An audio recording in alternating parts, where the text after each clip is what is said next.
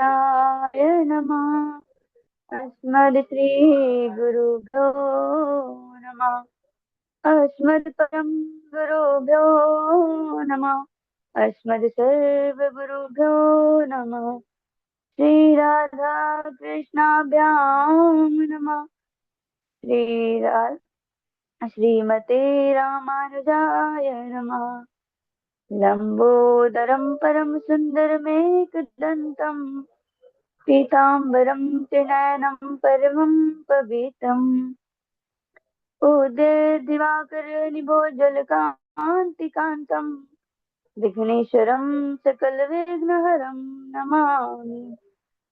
शरीरं स्वरूपं ततो वा कलत्रम् यशश्चारुचित्रं धनं मेरुतुल्यम् मनश्चेन लग्नं श्रीगुरुरङ्घ्रिपद्मे तथा किं तथा किं तथा किं तथा किं नारायणं नमस्कृत्य नरं चैव नरोत्तमं देवीं सरस्वतीं व्यासं ततो जयमुदीरयेत्।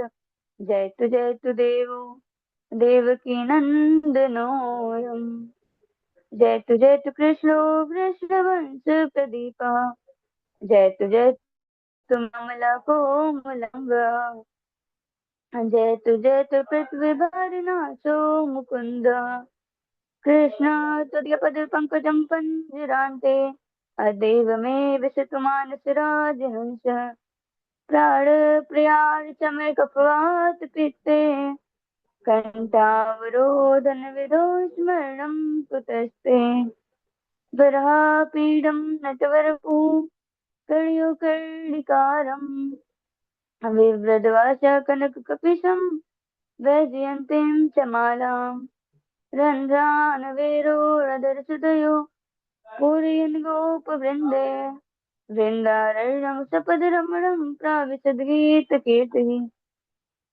करारविन्देन पदारविन्दम् मुखारविन्दे विनवेशयन्तम् वटयपत्रस्य पुटे शयानम् बालं कुन्दं मनसा स्मरामि रामाय रामभद्राय रामचन्द्राय वेदसे रघुनाथाय नाथाय सीताय पतये नमः। अञ्जनानन्दनं वीरं जानकी शोकनाशनं कपीशमक्षहन्तारं वन्दे लङ्काभयङ्करम्। भक्ति भगवंत गुरु चतुर्नाम वपु एक इनके पद वंदन किए नासत वेघ्न। जय जय श्री राधा रमण जय जय नवल किशोर जय गोपी चित चोर प्रभु जय जय माखन चोर। श्री राधा मेरी स्वामिनी मैं राधे जी को दास जन्म जन्म वह दीजिए श्री वृंदावन वास। अनंत कोटि ब्रह्मांड नायक अचिंत कल्याण गुणगण निधान सर्वेश्वर सर्वाधिपति अकारण करुणा वरुणालय अकारण करुणा कारक सकल जन कल्यतापहारक परात्पर प्रब्रह्म निर्गुण निराकार सगुण साकार जगदेक बंधु करुणेक सिंधु सच्चिदानंदन परमात्मा श्री कृष्ण एवं श्री किशोरी जी के युगल चरण बिंदु में दास का बारंबार प्रणाम। आइए कथा में प्रवेश करने से पूर्व दो घड़ी नाम संकीर्तन करते हैं। तत्पश्चात कथा में प्रवेश करते हैं। जय राधा माधव जय कुंज बिहारी जय राधा माधव जय कुंज बिहारी जय गोपी जन वल्लभ जय वनचारी जय राधा माधव जय कुंज बिहारी। आइए कथा में प्रवेश करते हैं। सुखदेव जी महाराज परीक्षित से कहते हैं कि हे परीक्षित, एक बार सर्वाग्रास सूर्य ग्रहण लगा। अर्थे कदादार वस्याम वसितो राम कृष्णयो सूर्य पराग सुमान आसीत कल्पचये यथा। परीक्षित जिसे सुखदेव जी महाराज कहते हैं कि हे परीक्षित, एक बार सर्वाग्रास सूर्य ग्रहण लगा, तब समस्त द्वारिकावासी और समस्त ब्रजवासी अर्थात नंद जी महाराज, मैया यशोदा, समस्त गोप ग्वाल और श्री कृष्ण जी तथा वासुदेव देवकी जी आदि सभी द्वारिकावासी समंत नामक तीर्थ था वहां पर एकत्रित हुए और सभी ने स्नान किया। तत्पश्चात जब नंद जी महाराज को यह पता चला कि कन्हैया और बलदाऊ जी महाराज भी यहाँ पधारे हैं, तो वे बलराम जी और कन्हैया जी से मिलने के लिए पहुंचे। जब वहां पर वासुदेव जी ने नंद जी को देखा है तो उन्हें हृदय से लगा लिया। दाऊ जी महाराज ने और कन्हैया ने भी बाबा को प्रणाम किया। मैया देवकी ने भी मैया यशोदा का बड़ा ही स्वागत सत्कार किया। मैया यशोदा ने बहुत ही समय पश्चात कन्हैया को देखा तो प्रेम बस उन्हें गोद में बिठा लिया और उनके अश्रु प्रवाह होने लगे। तब उसके पश्चात जो हमारी गोपियां थी वे प्रभु को नेत्रों के मार्ग से अपने अंतःपुर में ले गईं, अर्थात उन्होंने नेत्र भरकर श्री श्याम सुंदर को देखा। तब प्रभु ने आज अंतिम बार गोपियों को उपदेश दिया है। प्रभु कहने लगे, हे गोपियों, केवल तीर्थों के जल में को ही तीर्थ नहीं मानना चाहिए और ये पत्थर आदि की मूर्तियां ही सिर्फ भगवान नहीं होते। ये तो हमें जन्म जन्मांतर के पुण्यों से प्राप्त होते हैं, किंतु जब हम किसी संत पुरुषों की सेवा करते हैं तो वह सदैव सदैव के लिए वह पुण्य फल एकत्रित हो जाते हैं। ऐसा प्रभु ने उपदेश दिया। तत्पश्चात की जो कथा है, फिर प्रभु कहते हैं कि जो हमारे वासुदेव जी होते हैं वे कहते हैं कि ऋषियों को प्रणाम करते हैं और ऋषियों से बड़ा ही सुंदर प्रश्न करते हैं। कहते हैं, हे ऋषियों, कर्मों के द्वारा कर्म का आत्यांतिक नाश किस प्रकार से संभव है? ऋषिगण कहते हैं, कर्मणा कर्म निर्हार एष साधु निरूपिता यत् श्रद्धया यजेत विष्णुं सर्वयज्ञेश्वरं मखे। सभी ऋषिगण एक स्वर में कहते हैं कि हे वासुदेव जी महाराज, यदि कर्मों के द्वारा कर्म के आत्यांतिक नाश संभव है तो वह सिर्फ यज्ञों के भाग से ही संभव है। जब वासुदेव जी महाराज ऐसा सुनते हैं तो वह तीर्थ में ही ब्राह्मणों का चयन करते हैं और वहीं पर यज्ञ आरंभ कर देते हैं। पूर्ण आहुति के पश्चात सभी को उत्तम दक्षिणा और दान देकर सभी को विदा करते हैं। तत्पश्चात वासुदेव जी और कन्हैया की प्रसन्नता के लिए नंद जी महाराज कुछ दिन वहीं पर रुकते हैं और फिर ब्रज की यात्रा करते हैं और यहाँ पर जो समस्त द्वारिकावासी होते हैं वे सभी भी पुनः अपने स्थान पर लौट आते हैं।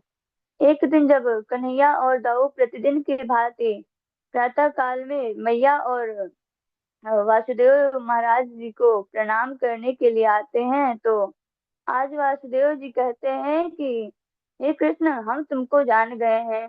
तुम कोई साधारण पुरुष नहीं हो, अपितु तुम पूर्ण ब्रह्म परमात्मा हो।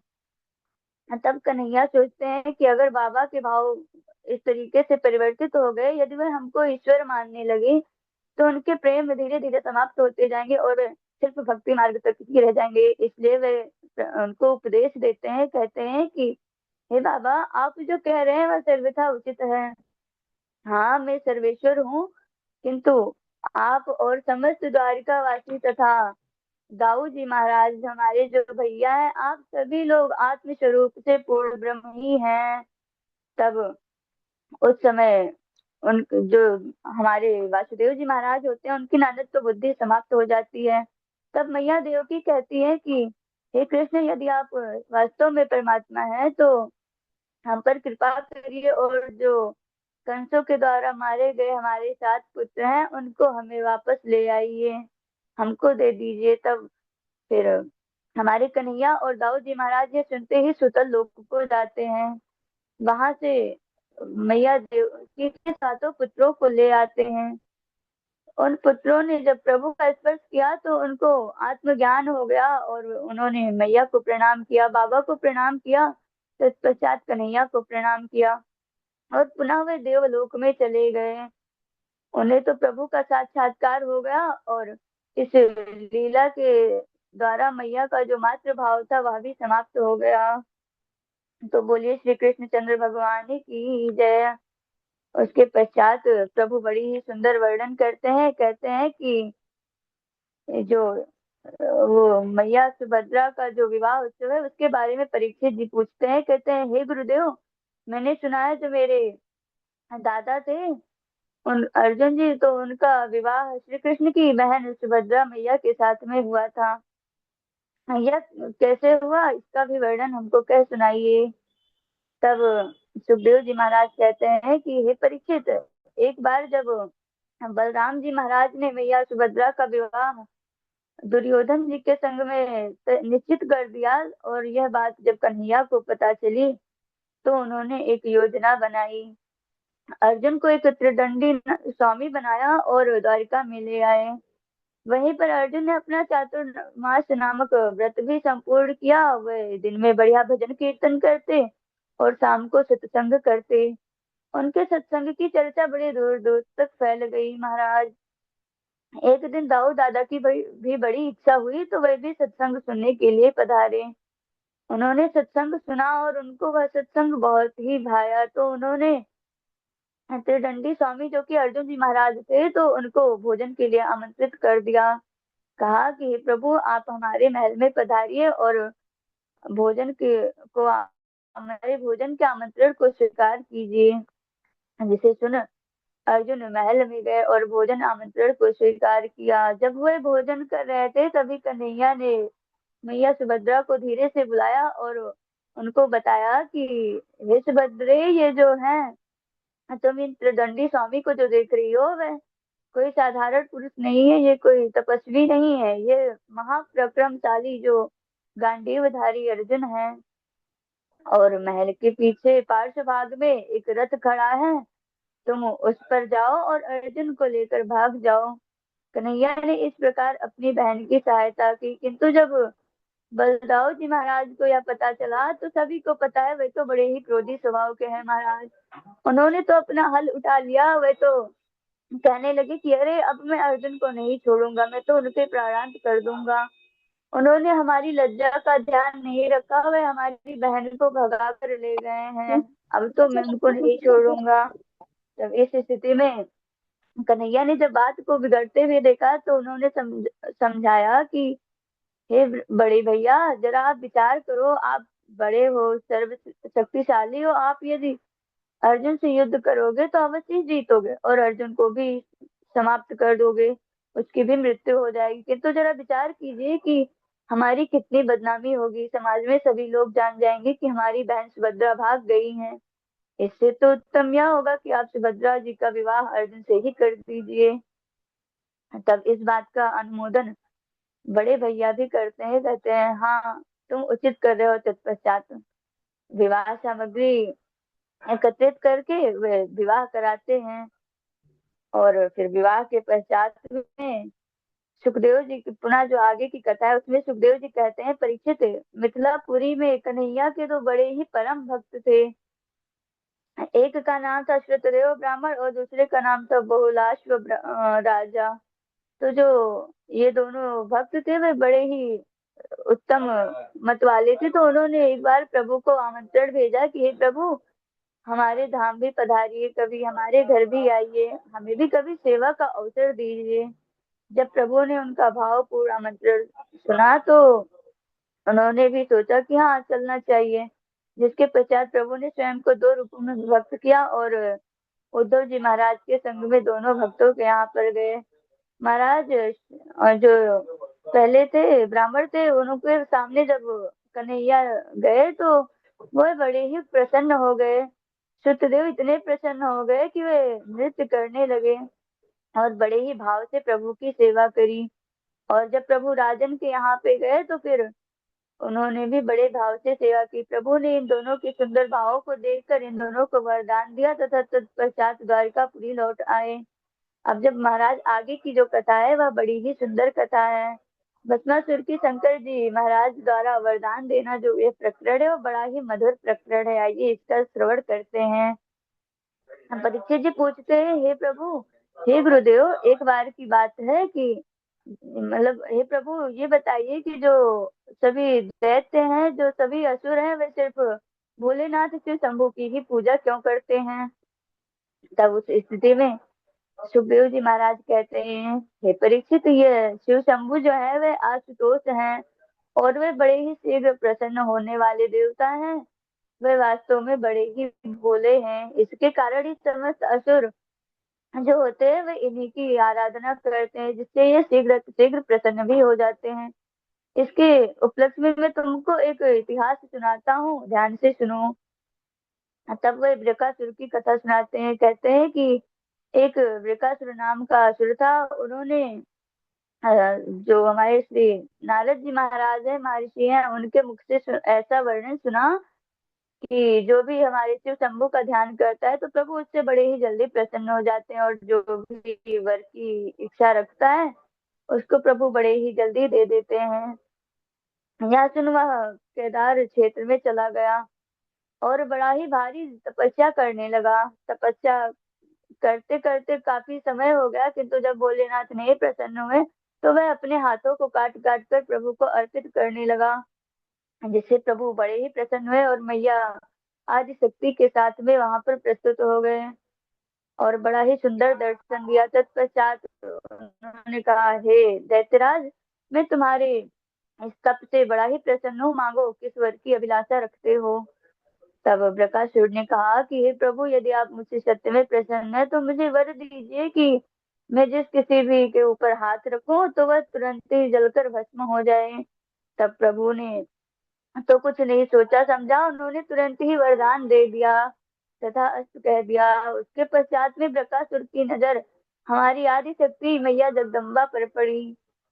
मैया जगदम्बा तो इतनी सुंदर स्वरूपवती है, इतनी सुंदर रूपवती है कि उनको कोई व्यक्ति भी अगर देख ले तो वह भी मोहित हो जाए उनकी। और ये तो असली प्रकृति का था, तो यह भी जब देखा तो मैया पर मोहित हो गया और मैया को पाने के उद्देश्य से भोले बाबा को ही दौड़ा लिया।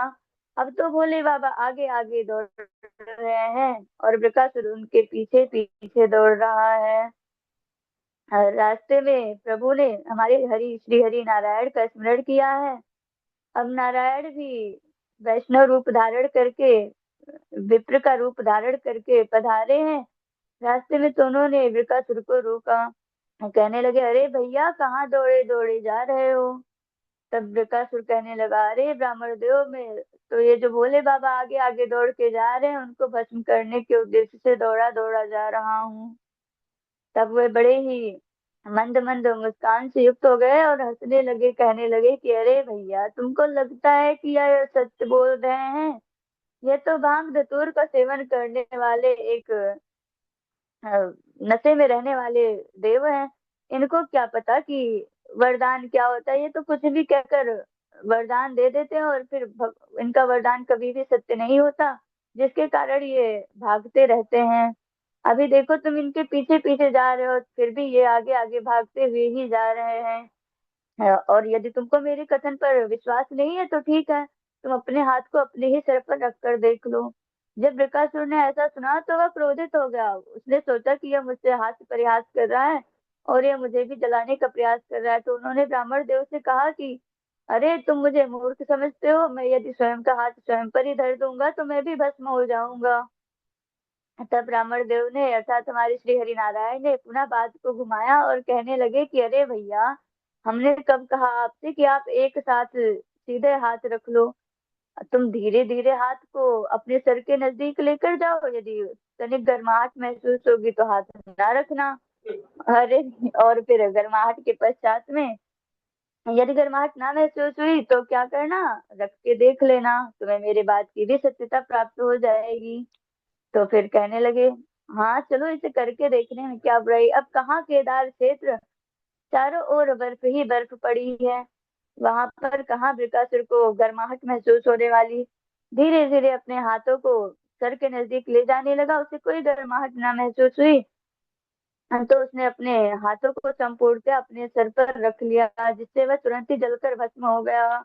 बोलिए श्री हरि नारायण की जय, श्री श्याम सुंदर भगवान की जय। इसके पश्चात में बृकासुर के मृत्यु के पश्चात में आगे की जो कथा है वह भी बड़ी सुंदर है। एक बार समस्त ऋषिगण ने योजना बनाई, वे सोचने लगे कि अब देखते हैं कि त्रिदेवों में सबसे जो उत्तम देव है वह कौन है।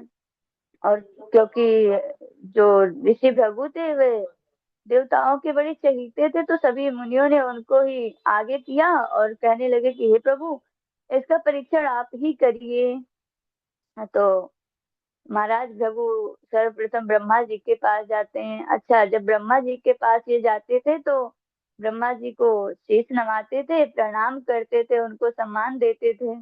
अब आज क्योंकि ये परीक्षा के भाव से गए हैं तो ये ना प्रणाम किए हैं ना कुछ किए हैं और ब्रह्मा जी को घूरते जा रहे हैं। अब ब्रह्मा जी महाराज भी सोच रहे हैं कि अरे आज ये भृगु को क्या हो गया, ये ना कुछ कर रहा है, मुझे ना प्रणाम कर रहा है, ये तो आता था तो सदैव शीश नवाता था। अब तो ब्रह्मा जी को बड़ा ही गुस्सा आया, उनकी भ्रुकुटियां तिरछी होने लगी। तभी वहां से भृगु जी अंतर ध्यान हो गए। अब पहुंचे हैं शिव जी के पास। शिव जी के पास पहुंचे हैं तो क्योंकि जो शिव जी थे, जब ये पहले शिव जी के पास जाते थे तो शिव जी खड़े हो जाते थे और अपनी बाहों को फैला लेते थे कि अभी भृगु का आलिंगन करेंगे। तब आज जब ये गए हैं तो आज भी शिव जी महाराज खड़े हो गए हैं और अपनी बाहों को फैला लिए हैं। तब आज क्योंकि ये परीक्षा के भाव से गए हैं, ये कहते हैं अरे दूर रहो मुझसे, तुम दूर रहो, तुम कपाल धारण करने वाले देव हो, तुम सदैव चिताओं की भस्म लगाते हो, अशुद्ध रहते हो, तुम मुझसे दूर ही रहो। जैसे ही हमारे शिव शंभु ऐसा सुनते हैं वे तो प्रचंड रूप में आ जाते हैं, नेत्र लाल हो जाते हैं और भृगु को मारने के लिए अपने त्रिशूल को हाथ में उठा लेते हैं। उतने में तो भृगु जी अंतर ध्यान हो जाते हैं और वे समझ जाते हैं कि अब इन दोनों से बात तो नहीं बनी, अब चलिए नारायण के पास चलते हैं। पहुंच गए नारायण जी के पास। वहां पर मैया प्रभु की चरण सेवा कर रही हैं, उनका आतिथ्य सत्कार किया, किंतु जो प्रभु है वो योग निद्रा में है तो उन्होंने कोई ध्यान ना दिया, जिसके कारण प्रभु को बड़ा ही क्रोध आया। उन्होंने प्रभु पर चरण प्रहार कर दिया और जो ही प्रभु ने चरण प्रहार किया तो प्रभु भी उठकर बैठ गए और तुरंत ही प्रभु के चरण पकड़ लिए, कहने लगे अरे प्रभु, ये आपने इतनी बड़ी कठिनता क्यों अपने ऊपर ली है? ये जो मेरी छाती है वो बड़ी ही कठोर है, आपको इस पर चरण प्रहार करने से कोई चोट तो नहीं लगी? ऐसा सुनते ही भृगु जी के आंखों से अविरल अश्रुधाराएं बहने लगती हैं महाराज। और फिर वे प्रभु को प्रणाम करते हैं और वे समझ जाते हैं, सभी जो ऋषि मुनि होते हैं वे कहते हैं कि अगर त्रिदेवों में कोई सर्वश्रेष्ठ है तो वे हमारे श्री हरि नारायण हैं। इसके पश्चात आगे की जो कथा है उसमें प्रभु सोचते हैं कि ये जो हमारा कुल है, यदुवंश है, उसका बड़ा ही विस्तार हो गया है महाराज। जो हमारे यदुवंश के पुत्र थे उनको पढ़ाने के लिए 3 करोड़ 88 लाख आचार्य लगते थे। उस समय भगवान ने एक लीला रची और उस लीला में हुआ ऐसा कि कुछ उद्दंड यदुवंशी बालक जो थे उन्होंने श्याम को एक स्त्री का रूप दिया, उनको साड़ी पहनाया और पेट के पास कुछ वस्त्र लपेट दिए, जिससे वह एक गर्भवती स्त्री के भांति दिखने लगे। और उनको ले जाकर महाराज जो सबसे क्रोधी थे दुर्वासा ऋषि, उनके पास ले जाकर सामने खड़ा कर दिया, कहने लगे हे ऋषिवर, हम आपको प्रणाम करते हैं और आप हमको ये बताइए कि इसके उदर में जो गर्भ है वह पुत्री है या पुत्र होगा? दुर्वासा ऋषि ने सोचा ये सत्य है तो उन्होंने कहा हाँ अवश्य बताते हैं आपको। जो ही दुर्वासा जी ने ध्यान किया है तो उन्हें पता चल गया कि ये उदंड बालक है, उदंडता कर रहे हैं और इसके गर्भ में तो कुछ नहीं है। तब वे बड़े ही क्रोधित हो गए, वे कहने लगे जनस्यति वो मंदा मूसलम कुलनाशनम। हाँ, इसके उदर में गर्भ है किंतु ना उससे पुत्री होगी ना पुत्र होगा, इससे एक मूसल का जन्म होगा। जब समस्त मतलब जो उदंड बालक थे, जब उन्होंने ऐसा सुना तो उन्होंने सोचा कि अरे ये रिसीवर है, रहे होंगे किसी क्रोध में, उन्होंने ऐसा हमको बोल दिया है, ऐसा तो कुछ होगा नहीं। किंतु जब श्याम ने अपनी साड़ी हटाई तो उस जो वस्त्र था वह एक मूसल के रूप में प्रकट हो गया था। जब उसको देखा तो बड़े ही आश्चर्य में हो गए उन्होंने तुरंत ही महाराज उग्रसेन को इसकी सूचना दी। उग्रसेन जी महाराज को यह बताया। तत्पश्चात उग्रसेन जी महाराज ने उस मूसल को पिटवा कर जल में प्रवाहित कर दिया। उसके जो कुछ कण थे वह तल क्षेत्र तक पहुंच गए थे, जिससे एरका नामक एक घास उत्पन्न हुई, जो कि एक तलवार से भी तीक्ष्ण थी। और उसके लोह के कुछ कण बच गए थे, जो एक मछली निगल गई थी। तो उस मछली को एक मछुआरे ने पकड़ा, और जब उसके उदर को फाड़ा तो फिर उसे एक बहेलिये ने लिया। और इस प्रकार से फिर वह बहेलिया आगे प्रभु का किस प्रकार से चरण में प्रहार करता है और किस प्रकार संपूर्ण यदुवंश का विनाश होता है, यह कथा बड़ी ही भावुक है। किंतु अब इसका आगे सुनते हैं।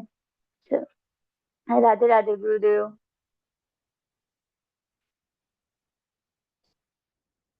हाँ, राधे राधे सची जी। राधे राधे गुरु जी। ठीक है। अच्छा प्रयास है। ठाकुर जी की कृपा बनी रहे, और इसी प्रकार मेहनत करिए, है ना। और श्लोक, जी गुरु जी। ज्यादा से ज्यादा श्लोक भी सामने रखने का प्रयास करिए। जी गुरु जी। हाँ।